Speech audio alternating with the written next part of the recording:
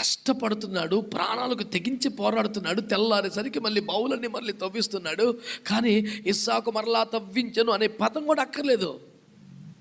అబ్రహాము ఏ పేర్లు పెట్టాను అదే పేరు.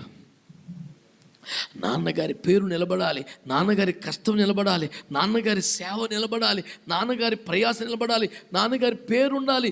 ఇది ఇంతకన్నా ఉత్తమ కొడుకు ఎక్కడ ఉంటాడు చెప్పండి సార్ మీరు. యాక్చువల్గా నాన్నగారి కాలంలో మరి కొంత పని జరిగింది, మనం వచ్చాక ఇంకా వేయవచ్చా? మంచి కొడుకు అట్లా అనుకుంటాడు సార్, నాన్నగారి పేరు ఉంటే చాలండి. మంచి తండ్రుల గురించి చెప్తాం. ఇప్పుడు నాకు అసలు పేరు అవసరం లేదు, నాన్నగారి పేరు ఉంటే చాలు అనే మనసు ఉంటుందా క్రైస్తవులకి? సైలెంట్ అయిపోవటం కాదు, ఇందాక పక్కపక్కలాడారుగా. పాత నిబంధన కాలములో